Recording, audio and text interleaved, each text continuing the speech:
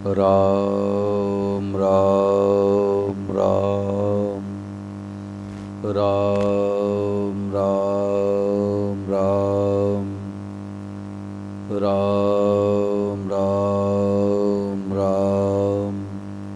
सबको राम जी राम राम जी। भगवते नमः। सब बोलो भगवते नमः, भगवते नमः। देखो, आज परम श्रद्धेय स्वामी महाराज ने कहा कि सत्संग में कमाया हुआ धन मिलता है। लोगों को इस बात का पता नहीं रहता, इसलिए सत्संग को हल्के में लेते हैं और एक अभिमान और रहता है कि हम सब जानते ही हैं। बाबा जी यही तो सुनाएं कि सबकी सेवा करो, भगवान को याद करो, ये तो हमें पता ही है। परंतु वास्तव में सत्संग की महिमा वही जानता है जो गहरे उतरे हुए हैं। और सत्संग सुनने में कभी थकान नहीं होती। थकान होती है तो अभी सत्संग का रस नहीं मिला। अरबपति खरबपति व्यक्ति क्या रुपया कमाना छोड़ देता है कि अब हमारे पास बहुत रुपया आ गया, भाई अब काम धंधा बंद करो? बताओ अशोक जी, कभी नहीं बंद करेगा। स्वामी महाराज जी ने एक धनी व्यक्ति से पूछा कि आपके पास इतने रुपए हैं, कई पीढ़ियां कोई काम धंधा नहीं करे तो भी कोई तंगी नहीं आएगी रुपए की, फिर भी इतना रुपया क्यों कमाते हो? तो सज्जन थे, उन्होंने कहा कि महाराज जी इसका उत्तर मेरे पास नहीं है, बस एक ही धुन लगी, रुपया कमाओ। तो रुपया कमाना कोई दोषी नहीं है, परंतु रुपया कमाने में इतने लीन हो गए, एक सत्संग के लिए समय नहीं मिलता। ये घातक है। तो सत्संग में कमाया हुआ धन मिलता है। हम साधन करते हैं, भजन करते हैं, कीर्तन करते हैं, तीर्थों में जाते हैं, ये कमा करके धनी बनना है। और सत्संग सुनना धनी की गोद में जाना है। कोई कमा करके करोड़पति बने तो कितना परिश्रम होता है, परंतु कोई करोड़पति हो और गरीब बालक को अपना दत्तक पुत्र बना ले तो करोड़पति बन गया। कल तो कंगाल था, आज करोड़पति बन गया। ऐसे सत्संग में कमाया हुआ धन मिलता है। संत महात्मा कितनी प्रतिकूलता सहते हैं, दुख सहते हैं, संकट सहते हैं, अपमान सहते हैं, और इतना कष्ट पाकर के जो ज्ञान अर्जित करते हैं, घंटे आध घंटे के सत्संग में वो बात बता देते हैं। इसलिए गोस्वामी महाराज कहते, तात स्वर्ग अपवर्ग सुख धरिय तुला एक अंग, और तूल न ताई सकल मिली जो सुख लो सत्संग। तिराजू के एक पल्ले पर स्वर्ग का सुख रख दिया जाए और तात स्वर्ग अपवर्ग सुख, स्वर्ग का सुख और मुक्ति का आनंद रख दिया जाए, और दूसरे पल्ले पर लौ मात्र का सत्संग रख दिया जाए, तो लौ मात्र का किया हुआ सत्संग वाला पल्ला भारी पड़ जाएगा। वृंदावन में एक माता जी मिली तो उन्होंने कहा कि महाराज, हमारे विवाह के 1 वर्ष पूरे नहीं हुए थे, हमारे पति देव का से पूरा हो गया। तो उसने कहा कि हमारे ऊपर तो दुखों का पहाड़ आ गया। तो किसी ने कहा कि बड़े भारी महात्मा आ रहे हैं, स्वामी जी श्री राम सुखदास जी महाराज, तुम भी चलो सत्संग में। तो उसने सोचा क्या महात्मा जी हमारे पति को जिला देंगे। अब दुखी तो थी ही, चलो संत आ रहे हैं तो दर्शन करेंगे, कुछ पूछेंगे। तो स्वामी महाराज जी के पास गई तो हाथ जोड़कर, महाराज जी हमारे ऊपर तो दुखों का पहाड़ आ गया, मैं तो अनाथ हो गई, क्योंकि हमारे पति देव चले गए। तो देखो महापुरुषों की वाणी में ताकत होती है। ऐसी बातें कही कि उसके आंख से आंसू बंद हो गए। स्वामी महाराज ने कहा कि भाई अनाथ तो है जिसको सत्संग नहीं मिला, जिनको सत्संग नहीं मिला वो अनाथ हैं। अरबों खरबों रुपए होने पर, 10-5 प्लाट होने पर भी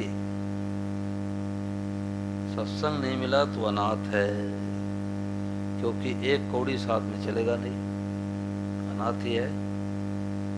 और जिनको सत्संग मिल गया वो तो असली सनात है। और वो सत्संग मिलता है भगवान की कृपा से। महाराज जी कह रहे थे कि 3 कारणों से सत्संग का मिलना होता है। जब द्रवय दीन दयालु राघो तब साधु संगत पाइए। भगवान कृपा करते हैं तो ऐसा मौका मिलता है। दूसरा कारण है पुण्य पुंज बिन मिले न संता। करोड़ों जन्मों का पुण्य उदय होता है तो ऐसा मौका मिलता है। और तीसरा कारण है जय पर जय के सत्य स्नेहो, सोते मिले न कछु संदेहो। किसी भाई बहन के अंदर भाव जग जाता है कि हमें महापुरुषों की वाणी मिले, सत्संग मिले, भगवान कथा मिले, चर्चा हो, तो भगवान कृपा करके मौका दे देते हैं।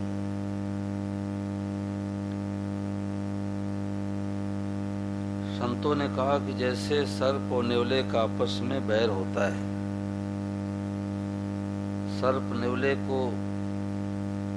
डस लेता है और नेवला जब घायल हो जाता है तो तुरंत लाई छोड़ के जाता है, अपनी जड़ी बूटी सूंघ लेता है और जहर उतर जाता है। फिर जाकर के लड़ता है, फिर सर्प उसको डस लेता है। ऐसे नेवला कई बार डसा जाता है और कई बार जड़ी बूटी सूंघने के बल पर नेवला सर्प को मार डालता है। तो संतों ने कहा कि इसी प्रकार से जो संसार है ये सर्प के समान है। कभी काम, कभी क्रोध, कभी लोभ, कभी भाई भाई प्रेम, कभी देवरानी जेठानी खटपट, कई व्यापार में नफा, कभी नुकसान, कभी आदर, कभी निरादर, कभी हानि, कभी लाभ। ये संसार रूपी सर्प डस लेता है किसको? हम जो नेवले के समान मनुष्य हैं। तो संतों ने कहा कि जैसे नेवला अपने जड़ी बूटी को पहचानता है, ऐसे मनुष्य यदि अपने जड़ी बूटी को पहचान ले तो संसार रूपी सर्प पर विजय प्राप्त कर लेगा। तो नेवले की जड़ी बूटी है औषधि वनस्पति, और मनुष्यों की जड़ी बूटी क्या भाई? सत्संग। बिन सत्संग विवेक न होई, राम कृपा बिन सुलभ न सोई। वो सत्संग मिलता है भगवान की कृपा से। सत्संग मिलना अपने हाथ की बात नहीं है, तो ये भगवान की कृपा होती है तो ऐसा मौका मिलता है। लोग कहते हैं सत्संग से क्या लाभ मिलता है। और बहनी इधर आ जाओ, थोड़ा इधर आ जाओ और आगे आगे आ जाओ, तो आगे लड़ाई में पीछे रहो, सत्संग में आगे रहो। हाँ, बोलो गिरधर गोपाल की। लोग कहते हैं सत्संग से क्या लाभ मिलता है, तो मैं तो कहता हूं सत्संग करने से मनुष्य भूत प्रेत बनने से बच जाता है। कैसे? सत्संग नहीं मिला है, घर में थोड़ी खटपट हो गई, अनादर हो गया, व्यापार में घाटा लग गया, तो मनुष्य सोचता है कि बस मैं आत्महत्या कर लूं तो सुखी हो जाऊं। और आत्महत्या कर लेता है और दुर्गति में चला जाता है। एक व्यक्ति को मारने का जितना पाप लगता है उतना ही पाप आत्महत्या करने वाले को लगता है। तो क्यों करता है? क्योंकि जीवन में सत्संग नहीं मिला। अभी महीने भर पहले हमारे पास दिल्ली से बहन का फोन आया, सब कथा करवाती रहती है महिला मंडल। तो ये फोन आया कि 10वीं 12वीं का रिजल्ट निकला, तो पूरा याद नहीं है, 60 या 80 बच्चों ने एक ही दिन में सुसाइड कर लिया। दिल्ली की बात है। तो क्यों? क्योंकि बच्चों को इस बात का पता ही नहीं है। माता पिता की ये दृष्टि तो रहती है कि बच्चे खूब इंजीनियर, डॉक्टर, वकील बन जा, खूब रुपया कमाए, परंतु उनको सत्संग मिले इधर दृष्टि नहीं है। तो क्यों चेष्टा नहीं है कि उनको खुद को सत्संग के बारे में पता ही नहीं है। तो सत्संग से जीने की कला आती है, सत्संग से घर में शांति होती है, सत्संग से हमें पता लगता है हमारा उद्देश्य क्या है, लक्ष्य क्या है। अभी जब युद्ध छिड़ा था तो मेरा कार्यक्रम था पदमपुर में, तो वहां से लगभग 25-30 मीटर बॉर्डर था। तो मैं तो गंगानगर पहुंच गया, देखा सारा दुकानें सब बंद, बाजार बंद। तो मैंने कहा भाई यहाँ बंद है तो पदमपुर बंद होगा। बोले हाँ वहाँ भी बंद है। तो मैं 1 हफ्ते के लिए 2 दिन तो रुका तारानगर, 2-3 दिन रुका सरदार शहर, सत्संग दिया। तो तारानगर में बाबूलाल जांगेड़कर के हैं, बड़े अच्छे साधक हैं, लगभग ऐसे हाल बना रखे, इससे थोड़ा बड़ा ही है, और चारों तरफ रैक और पुस्तकें खूब, पढ़ने के लिए कोई भी ले जावे, फ्री में ले जाओ। और 3 टाइम सत्संग करते, 3 टाइम। और ऐसे नहीं कि ठल्ले हो, 2 फैक्ट्री चलाते, 2 फैक्ट्री लकड़ियों का 2 फैक्ट्री चलता है, 2 बेटे 2 फैक्ट्री चलाते हैं। और 50-50, 60-60, 70 लोग आ जाते हैं। सुबह में 9 से 10 सत्संग, फिर 3 से 4 बजे तक सत्संग, फिर रात्रि में 8 से 9 सत्संग। तो मेरे को बहुत अच्छा लगा। और इतने नहीं, पूरे बहू बेटे परिवार सहित, ये है सत्संग को महत्व देना। और नहीं तो भाई लोग सोचते रुपए शांति मिलेगी। आज तक रुपए से किसी को शांति नहीं मिली। जो 10, 20, 50 भय सत होए, 1000 तो लाख मंगेगी। कोटि अरब खरब भय पृथ्वी पर होने की चाह जगेगी। स्वर्ग पाताल को राज मिले, तृष्णा की अति आग लगेगी। और सुंदर एक संतोष बिना, सठ तेरी तो भूख कबो न भागेगी। जीवन में संतोष आ जाए कि प्रभु आपने हमारे को बहुत कुछ दिया है। बहुत कुछ क्या दिया? मानव से दे दिया, भारतवर्ष में दे दिया, गीता रामायण से परिचय करा दिया। और परम सदैव स्वामी जी राम सुखदास महाराज जैसे महापुरुष की वाणी कानों में पड़ रही है। ये कोई भगवान की कृपा की कोई सीमा है? असीम कृपा है, असीम कृपा है। पूरा जीवन बीत जाता है, ऐसी बातें सुनने को भी नहीं मिलती।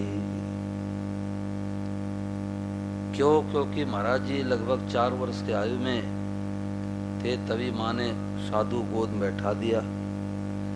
और 102 वर्ष तक रह करके भूखे प्यासे त्याग तपस्या करके सतत प्रयास में रहे कि जीव का उद्धार कल्याण कैसे हो जाए। तो महाराज जी ने नए नए खोज किए, नए नए आविष्कार किए कि एक बार के सुकृति करने मात्र से कल्याण। वो ये नहीं कहते कि हमारा चेला बनो, हमारी चेली बनो, रुपया लाओ। वो कहते थे एक बात को एक बार स्वीकार कर लो, कल्याण हो जाए। तो एक बात को क्या स्वीकार करना है कि हम संसार के नहीं हैं, हम भगवान के ही हैं। अभी हम लोगों के हृदय में क्या बात बैठी है कि हम तो सांसारिक आदमी हैं, हम तो गृहस्थी आदमी हैं, हम तो बाल बच्चे वाले हैं। ठीक है, घंटे आध घंटे पूजा पाठ कर लिए, बाकी अपना काम धंधा करते हैं। तो ये हमारा अधूरा भजन हुआ भाई। और भगवान से संबंध जोड़ते ही कर्णित करे राम पद पूजा। हमारा जो भी काम है सब भगवान का भजन हो जाएगा। ये महाराज जी की नई खोज है। महाराज जी ने शास्त्रों का निचोड़ पंचामृत बताया। तो पहली बात क्या है, हम भगवान के ही है। अपने मान्यता को बदलते ही हमारा 24 घंटे का भजन शुरू हो जाएगा। अब भगवान के हैं तो घर किसका भाई, बोलो, भगवान का। कोई कहे नहीं जी अभी तो हम 1 करोड़ रुपए बना के नया मकान बनाए, अपना क्यों नहीं माने। तो आपका है तो 100-200 साल तक रहो भाई, कि 200 साल तक मैं हिसार को छोड़ के जाऊंगा ही नहीं। बोलो कोई रह सकता है क्या। तो घर किसका है, भगवान का। अब भगवान का घर है तो सुंदर साफ सफाई से रखो, मंदिर बनाओ, हर कमरे में भगवान का चित्र लगाओ। क्यों, भगवान का घर है भाई। ये तो रहने के लिए मिला है 10, 20, 50, 100 सालों के लिए। अब तीसरी बात, जो शुभ काम करते हैं सब भगवान का भजन हो गया। अभी तक हम लोग माला फेरने को भजन मानते हैं, गीता रामायण पाठ करने को भजन मानते हैं, कथा सत्संग सुनने को भजन मानते हैं, बाकी अपना काम धंधा मानते हैं। तो स्वामी महाराज ने कहा कि भगवान के होते ही आपके द्वारा जो भी शुभ काम होंगे सब भगवान का भजन। जैसे साधु महात्मा हिमालय गुफाओं में बैठ के 6 घंटे राम राम करे, और आप लोग सदगृहस्थ हैं, माताएं बने रसोई बनावे, बच्चों को तैयार करे, झाड़ू पोछा लगावे, भाई लोग नौकरी करे, व्यापार करे ईमानदारी से, सच्चाई से, तो जितना दामी भजन महात्मा जी का राम राम करना हुआ, उतना का उतना दामी भजन आपका ईमानदारी से, सच्चाई से व्यापार करना भी भजन हो गया। भजन के प्रकार अलग अलग हैं, परंतु भगवान के लिए जो काम करते हैं सब भगवान का भजन। अब माताएं बहने दूध गर्म करती थी किस लिए, बेटे के लिए, पोते के लिए, पति के लिए, परंतु भगवान को अपना मानते ही भाव बदल गया। अब दूध गर्म करना किस लिए, गोपाल के लिए, भाव बदल गया ना। अब दूध गर्म करना किस लिए, गोपाल के लिए। अब बाल भोग नाश्ता किसके लिए तैयार करना है, गोपाल के लिए। अब रसोई बनानी किसके लिए, ठाकुर भोग लगाने के लिए। तो भाव बदलने मात्र से हमारा 24 घंटे का भजन शुरू हो गया। शुद्ध सात्विक जो ठाकुर जी को भोग लगा के पाते हैं, भगवान का प्रसाद पाते हैं, और भगवान के देव प्रसाद से भगवान के जनों की सेवा करते हैं। तो भगवान का देव प्रसाद क्या है, खेती करते अनाज मिलता है, नौकरी व्यापार करते रुपया मिलता है। तो इससे क्या करना है, कुटुंबी संबंधी भगवान के जन हैं। और भगवान से संबंध जोड़ने का परिणाम क्या निकलेगा, ये दुनिया में एक नई खोज आई, नई खोज। गीता के दुनिया के सबसे बड़े मर्मज्ञ जानकार परम सद्य स्वामी महाराज ने 7वें अध्याय के 19वें श्लोक को पकड़ा। बहुनाम जन्मनाम अन्ते ज्ञानवान माम प्रपद्यते वासुदेव सर्वमिति स महात्मा सुदुर्लभ। गीता कहती वो महात्मा अत्यंत दुर्लभ है। कौन महात्मा, जिसके दृष्टि में सब रूपों भगवान है। अब हम लोग महात्मा का नाम सुनते कोई लाल पीले सफेद कपड़े वाले, परंतु गीता वेशभूषा को महात्मा नहीं कहती है। गीता कहती है आप अपने सोच को बदल दो, अपने भाव को बदल दो, अपने दृष्टि को बदल दो, तो घर में रहते हुए दुर्लभ महात्मा बन गए। चाहे भाई हो चाहे बहनें हैं। तो सब रूपों में भगवान ही प्रकट हुए हैं। जड़ चेतन जगजीव जत सकल राम मैं जान। बंदऊं सबके पद कमल सदा जोर जो पान। अब किसी साधन से चलो यहाँ तक पहुँचना है। कहाँ तक कि चाहे जड़ हो चाहे चेतन, सब राम जी का रूप है, सब भगवान है। सब में भगवान ये तो दुनिया मानती है प्राय, लेकिन सब रूपों में भगवान ही प्रकट हुए हैं, ये तो बिरले ही जानते हैं। जिस समय प्रभु श्री राम लंका पर विजय प्राप्त करके और अयोध्या के लिए आ रहे थे, तो सारे अयोध्यावासी सोचने लगे कि राम जी दयालु है, पहले हमारे से मिलेंगे। हमारे घुटने में दर्द है, राम जी पहले हमारे से मिलेंगे। बच्चे सोचने लगे कि राम जी पहले हमारे से मिलेंगे। तो राम जी ने वहाँ पर क्या लीला रच दी कि अमित रूप प्रगटे ते ही काला, और जथा जोग मिले सब ही कृपाला। छन मही सब ही मिले भगवाना, उमा मरम यह काहू न जाना। जितने अयोध्यावासी उतने राम जी प्रकट हो गए। और कितना समय लगा मिलने में, बोले क्षण मात्र। क्षणमय सबई मिले भगवाना। और शंकर वान कथा सुनाते करे पार्वती, इस मरम को कोई जान नहीं पाया। तो इस मरम को महापुरुष जानते हैं क्यों हो, जिसको हम जगत जगत संसार संसार मान के सुखी दुखी हो रहे हैं, ये जगत नहीं है। बोले तो साक्षात जगदीश है। दादा दादी के रूप में साक्षात भगवान, माता पिता के रूप में साक्षात भगवान, बेटे बहू के रूप में साक्षात भगवान, देवरानी जेठानी के रूप में साक्षात भगवान, पेड़ के रूप में भगवान, मकान के रूप में भगवान, गाय के रूप में भगवान, और मित्र के रूप में भगवान, और शत्रु के रूप में, जोर से बोलो भाई, भगवान। अब शत्रु को साक्षात भगवान मानेंगे तो डिप्रेशन टेंशन में कैसे आएंगे। और जब तक ऐसी धारणा बनाएंगे नहीं, तब तक ब्रह्मा जी भी शांति नहीं दे सकते। गर्मी के दिन में कमरे में चलेगी एसी, और बैरी की याद आती भीतर में चलेगा हीटर। कि मुनीम 5 लाख रुपए क्यों लेके भाग गया, पड़ोसी ने हमारे जगह जमीन को क्यों दबा लिया, देवरानी होके ताना क्यों मार दिया, जेठानी होके गाली क्यों दिया, सास ने थप्पड़ क्यों लगाया, मित्र ने 2 लाख रुपए लेके वापस क्यों नहीं दिया। जीवन भर डिप्रेशन टेंशन बना रहेगा। ये हमारी माताएं बहनें कहती भी है कि गोली का घाव भर जाता है पर बोली का घाव नहीं भरता। वो लोग कहावत कहती नहीं कहती, परंतु ये कहावत महापुरुषों ने झूठी कर दी कि गोली का घाव भरे चाहे न भरे, बोली का घाव भर गया। क्यों? देवरानी के रूप में पता लग गया कि गोपाल ही बना है। ये गोपाल ही देवरानी बना है, गोपाल ही जेठानी बना है, गोपाल ही सास बना है, गोपाल ही पति बने हैं, गोपाल ही पत्नी बने हैं। अब अपने कर्तव्य का पालन करेंगे, घर गृहस्थ का जो नियम है धर्म है उसको अपनाएंगे, परंतु अब किसी से बैर नहीं करेंगे। बताओ भाई, बैर विरोध 2 होता है कि 1 होता है? आप बहन जी मत बताओ, आप तो कई बार सत्संग सुनी।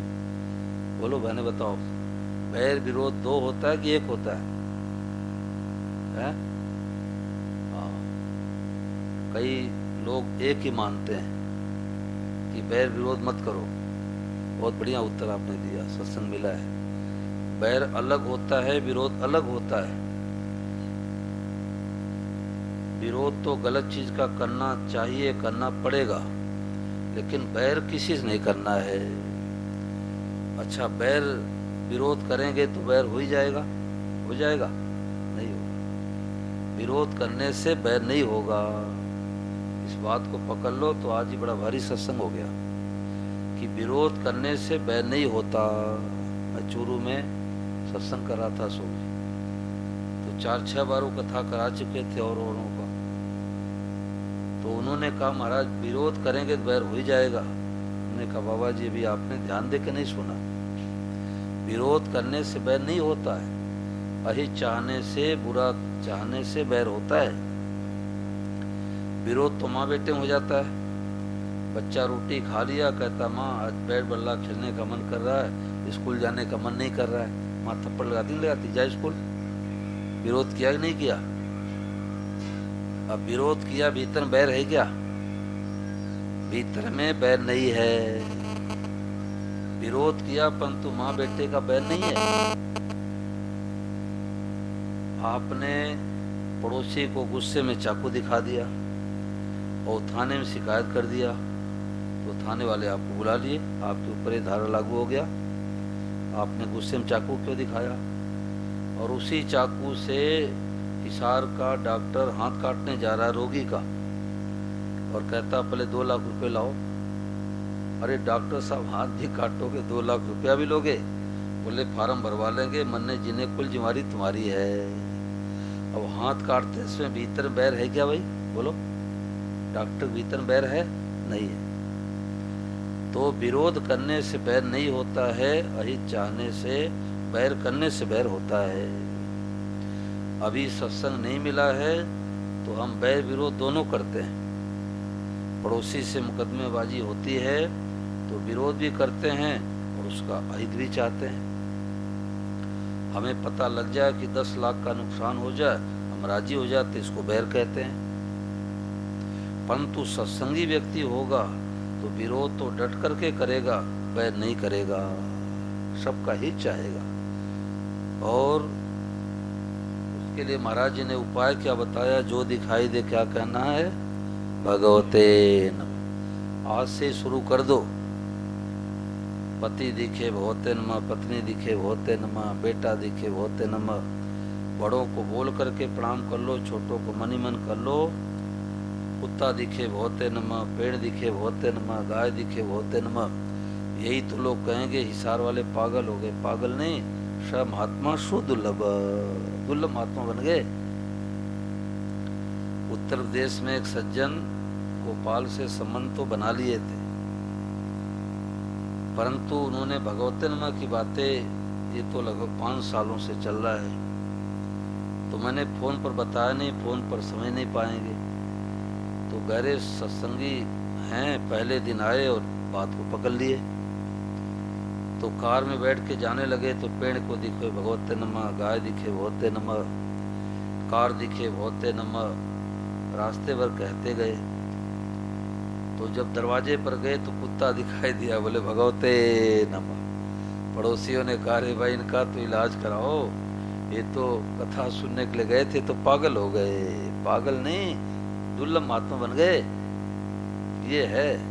ये है महापुरुषों के सत्संग का चमत्कार कि हमारी दृष्टि बदल गई।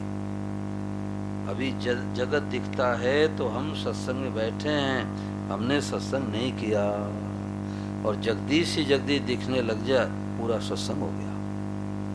तो भगवान कृपा से मौका मिला है। ये तो गंगानगर वाले गंगानगर में ही हमको बैठा रहे थे, परंतु मैंने कहा भाई नए लोगों को लाभ मिले, और ठाकुर जी कृपा हुई, इस मोहल्ले में कथा हो रही है।